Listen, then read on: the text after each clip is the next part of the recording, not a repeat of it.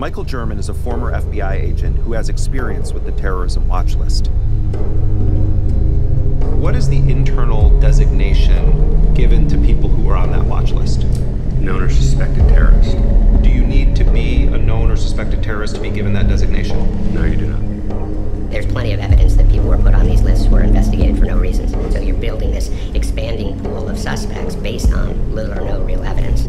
What are the most extreme things that can happen to you if you end up in that system? There's so little transparency that we don't know all the ways that the watch list might be used. So from a deprivation of rights standpoint, there's a lot you could lose. Let's say I'm an American citizen. I get taken into secondary screening. Surely I have Fourth Amendment protections, right? Not at the border. Anything coming across the border could be contraband, and therefore the government has the right to search it without a warrant. The agents that take me to secondary screening have the authority to read the contents of my emails or my text messages. And not just read them, but put them in a database for other agents across the intelligence community to read them. All of that information can be collected when you cross the border. So I think a lot of people are not aware of this. What you're saying then is that at least some of our constitutional protections don't exist when we're in a border crossing or an airport coming back from abroad. Right, you might try going to the airport tomorrow and seeing how you do. It seems pretty clear that most victims of gang stalking are experiencing delusions. And this theory about delusions really explains a lot. It explains why they can't identify who's doing the stalking, why they're not getting written or digital communication, and why they experienced the stalking for such a long duration. The list has only gotten bigger now that it's 20 years old, and they're using things like artificial intelligence to gather more names, and they say they've gotten better with it, but the reason it's so big and there's so many people on it is because they don't really take people off of it. A new CBS report has found that the U.S. government's terror watch list has now grown to 2 million. And it has nearly doubled in size over just the last 6 years. This month marks 20 years since that controversial terrorist watch list was created to track potential threats. And so that's going to be a catastrophe. I grew up in a very weird family. My dad believed he was one of a chosen elite called to herald forth the four forces of the apocalypse. And his coming of age was marked by two pivotal events that made a very strong impression on his life. And they happened back to back. It was the Waco, Texas siege with David Koresh and his cult, and the Ruby Ridge massacre with Randy Weaver and his family. How his whole family was murdered and by the federal marshals. And those stories, I mean, I remember that when I was young, before I even moved to Alaska, so before I was 4 years old, he was telling us these stories. And he apparently, he claims to have called Randy Weaver. And that's when the wiretapping, harassment from law officers, etc., all began.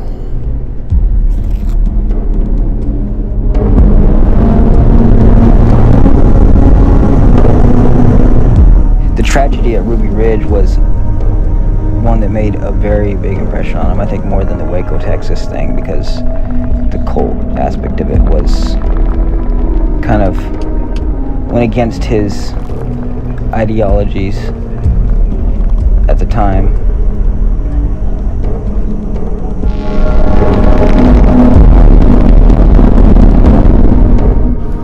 My father identified as a targeted individual, but I found myself looking back at my childhood thinking that I grew up in a cult, but I have tried to keep pushing. It's like a fully immersive ARG.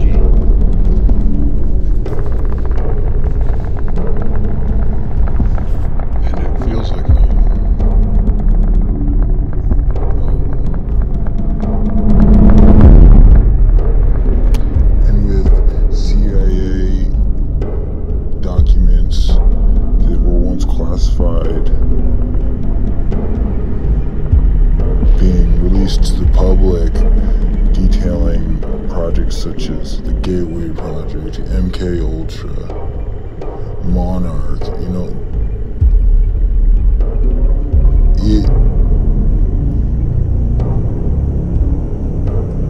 it's easy to buy into.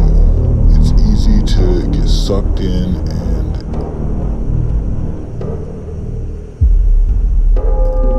to forget that it's just a game. You didn't know if you were playing it. It's a real life thing.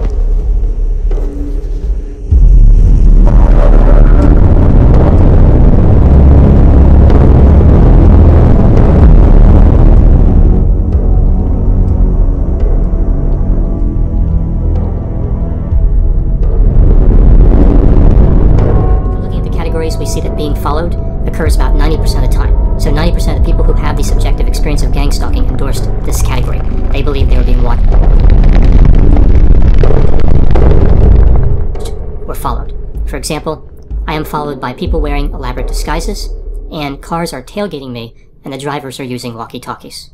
Next category, multiple agencies are involved in the conspiracy. 80% believe this.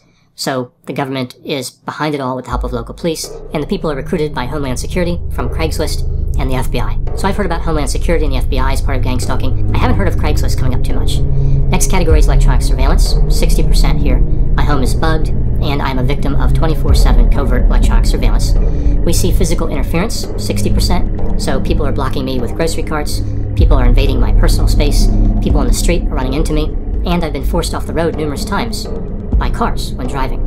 Mind control is at 40%. The government is fully able to take control of everyone's thoughts, and they insert thoughts and ideas into my mind, and it took me a while to figure out that the thoughts were not mine. Electronic hacking is common, 40%.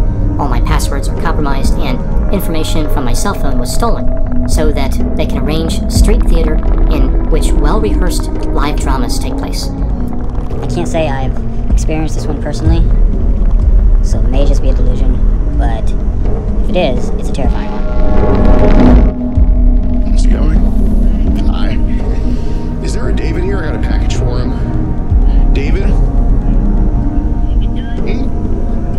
Okay, cool.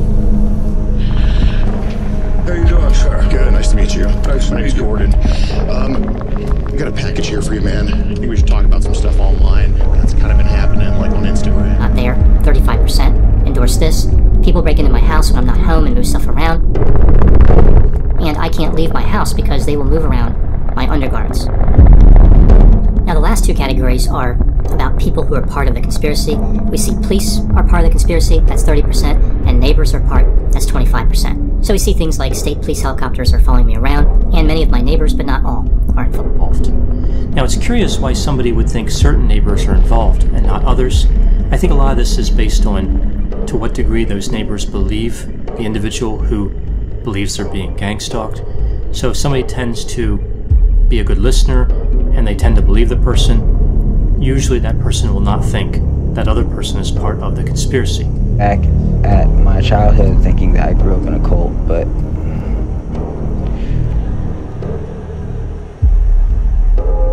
my dad had that conversation with Randy, and believes that is what got him put on a targeted individual list, or the suspected terrorist watch list, basically. He believes that got him put on a list. He never specified what list, he just called it a list. So he says he's not, he tells stories about how he's not allowed on any military base. I don't know how many military bases he's tried to get on, or if he has even tried to get on a military base. But he claims he can't get on military bases. He was also very disappointed by his conversation with Randy. He had expected more of him. And shortly after that, he made his mind up. We sold our 3-story brick mansion, which to me was like the worst trade-off ever, because we went, loaded up everything in our fucking minivan and drove to Alaska and lived in a tent all summer, and then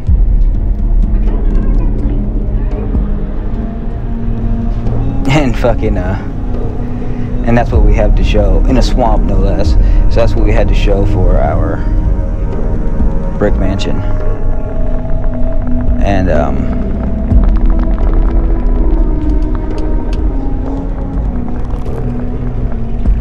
my dad had this idea. The whole reason why he came to Alaska was, you know, he had to get off the grid. They were bugging our phone.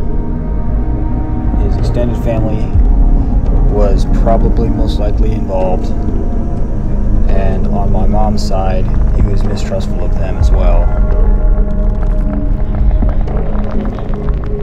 It was an ego thing, honestly. I recognize it as it is. You know, my dad had been told his whole childhood that, you know, he was dumb. He had to compensate because his dad was, or his stepdad was, a real sly, you know, British aristocratic humor. So the type that would snide remarks that you wouldn't realize were snide remarks until later. And so he was a sociopath or a psychopath. He wasn't born that way. He was definitely his upbringing and the hard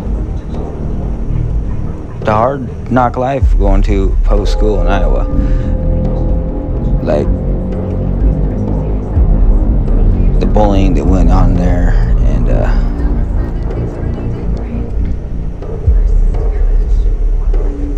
he taught us how to fight when I was just 2, and he had me and my sister fighting for candy. I never won once, and he never once said anything like, well, good try, here's some candy. No, I never gotten any of that goddamn candy, and I'm still bitter about that, at both of them. So he spent his whole parenting trying to prepare me for these bullies, he's trying to prepare me to be a target. Like he had been targeted by bullies in school. One kid had stomped on his back, and he's always had back problems since then. And fucking, he didn't want that for his kids. He raised us all that way. He raised us to be tough. He raised us to be fighters. He raised a bunch of fucking sociopaths. A bunch of oppositional personalities. But he was hardest on me because I was the firstborn son. And he was kind of misogynistic in the sense that his old-fashioned values of male supremacy and whatnot. So the fact that I had an older sister was really no merit, because I was the firstborn son. It fell to me to continue the family name, give him grandchildren, and build a cabin in the woods, and be a recluse, which is very attractive to me now. But at the time was like, no, I want to go to the city. So I did, and so I strove for something different. So I tried to make my way and try to make my name for myself. I had gone through many names and many faces I've worn. I'm a chameleon. In my youth,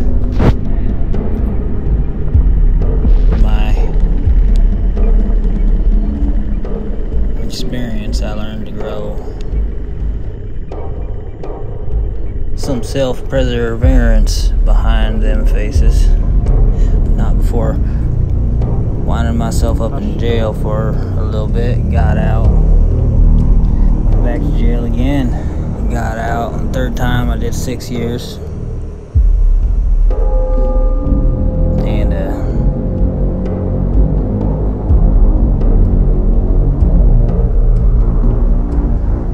that changed me, you know.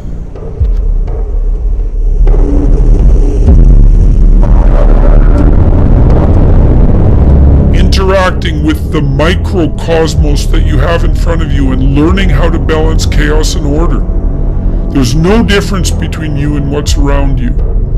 And that's a very difficult thing to understand. And so you want to act in a way that's good for you, but good for everything else at the same time.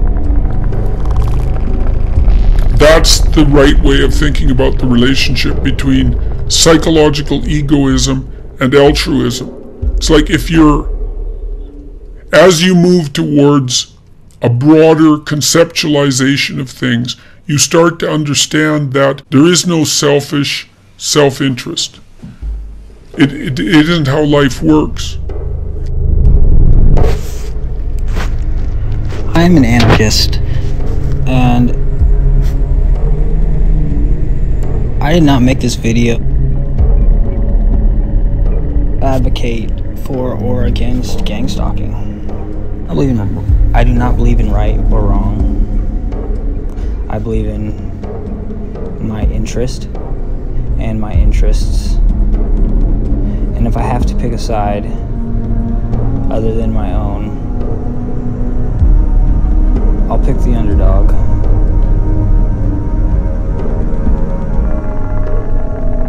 So, if there ever is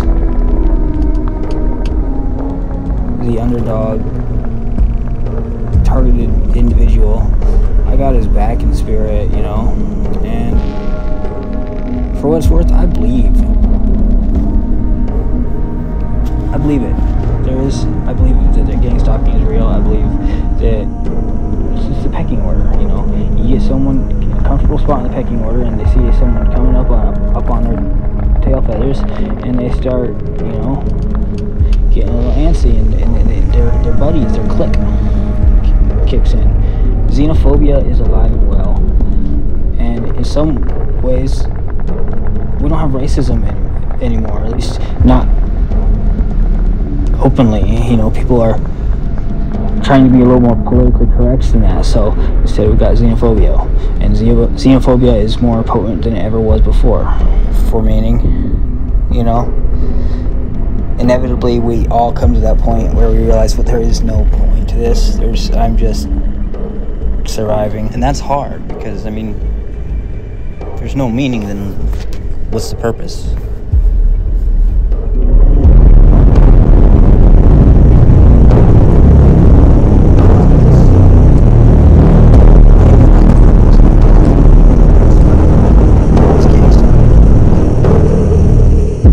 Say my lack of purpose and my life's pointless because of these minority individuals, these targeted individuals. In fact, I identify as a targeted individual because I painted that target on my back, and that's my comfort zone. That's how I find amusement in life, is to be oppositional and be targeted because of it. And honestly, I think that's a good percentage of the targeted individuals out there. Is they need something to complain about. They need something to make their lives seem interesting. They need that security blanket for when striving for purpose inevitably seems pointless.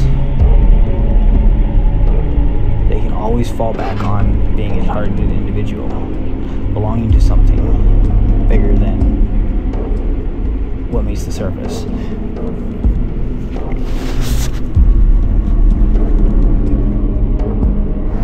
You don't know me.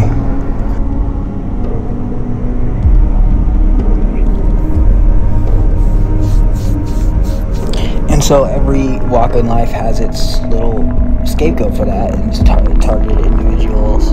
Community is just another scapegoat. I'm not downplaying it. It's very real, very important, and that's why I am shedding light on it. I am talking about it. I don't believe in good or evil.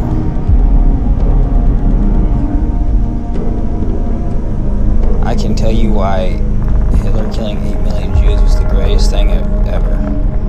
How it was a good thing. And then I can tell you how it was a bad thing. And something that is that subjective has no right to be given any regard. The only thing that's not subjective is change. It's uncertainty. It's not subjective. How can uncertainty, how can what you do not know yet, what you have not yet realized, be subjective? My personality demands that I'm a targeted individual. Said, if you're not targeting me, why the fuck not? What else, you know? Don't you see I'm your fucking worst fucking nightmare? Like. And, you know, I might be.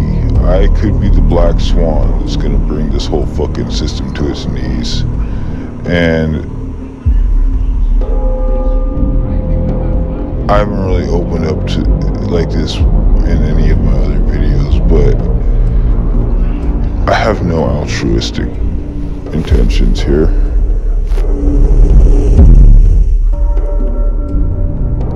I'm the Antichrist. I came not into this world to heal the sick, but to poison the well.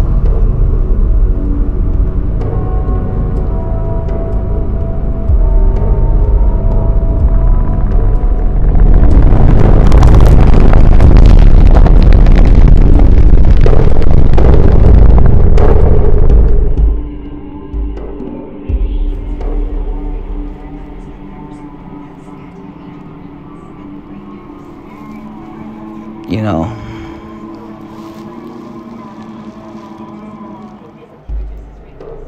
I have no altruistic motives.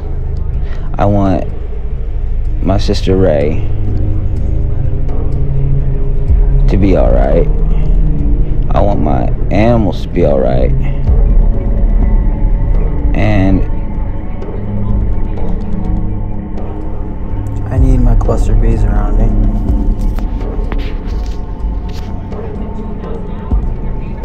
I want my best friend to be alright. Because my best friend thinks I'm a good person. And no matter what I do or say,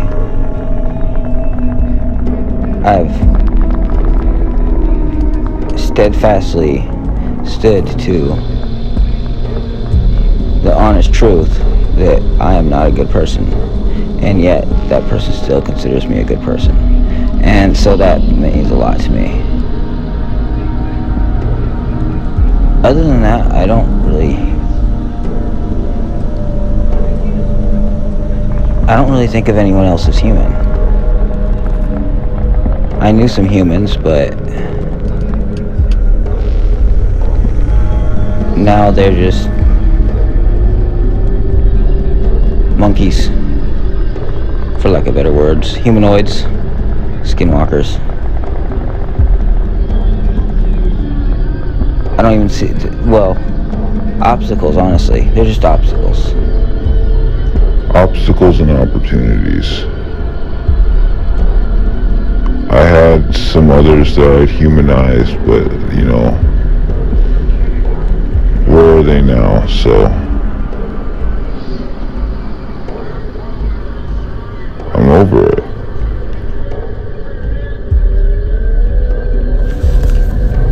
This form has come from nothing to all this, and yet added nothing to it.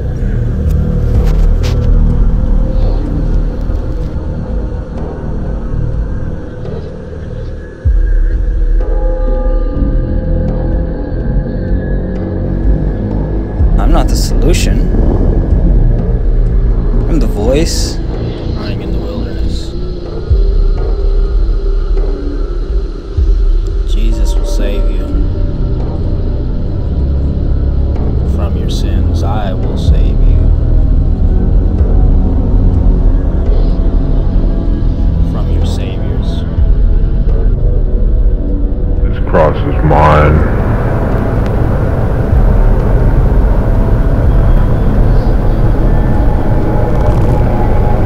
And I will see it burn.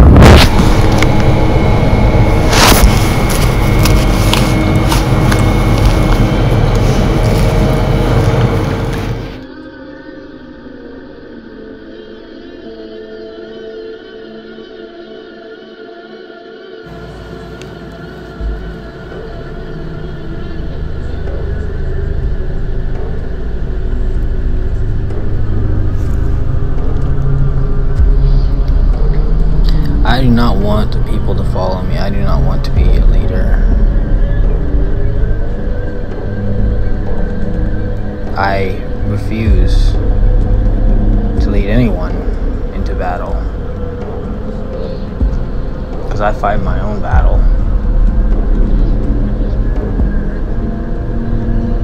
And it is with the world. And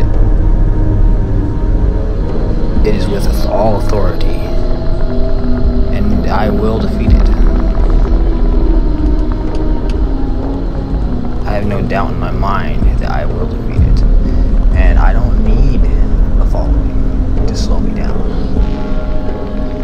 I don't need a cult to get behind me. I can take on the world on my own.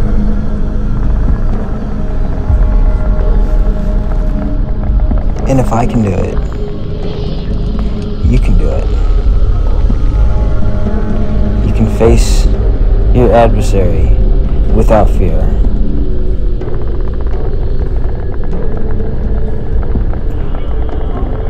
For if you do not win this battle, you have now been defeated. The war wages on.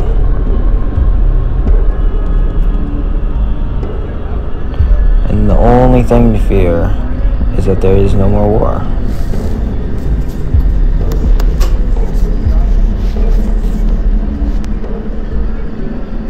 For then we war within ourselves. That's all I want to do. I just want to shift ourselves up a notch. And if I shift it,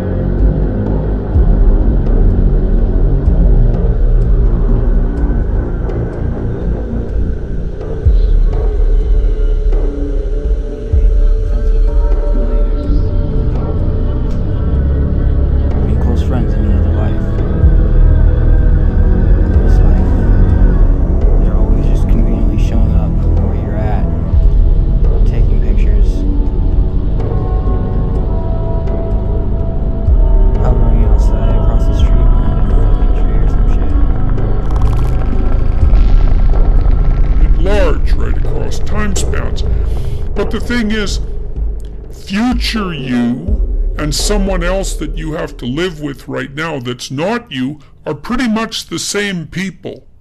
And so if you're going to act in your self-interest and you have other people around you, then you also want to act in their self-interest, because otherwise they won't like you, they won't cooperate with you, and they won't compete with you in a reasonable manner. And so that's your true self-interest. There's no difference between your interest and the interest of others, not in any fundamental sense. Even your enemies, which is why you're enjoined to treat your enemy as if he was yourself. Because he is. You know, and you think, well, you should wish well, you should wish your enemies well. Well, why? Well, it isn't that you hope they get a bigger house than you. It's that, let's say you're being sued and tormented by someone who's truly reprehensible. That person they have a miserable life, man, in all likelihood. Let's say they're truly tormented by someone who's truly reprehensible. That person they have a miserable life, man, in all likelihood. Let's say they're truly malevolent. You know, they live in hell. How they feel is how they feel. You can't fix how they. And what you might hope for them is that they could figure out how to get out of there, because it's not good for them and it's not good for anyone else. Think, well, even your enemies, it's like, wouldn't it be good if they could get their act together and stop being so unnecessarily malevolent?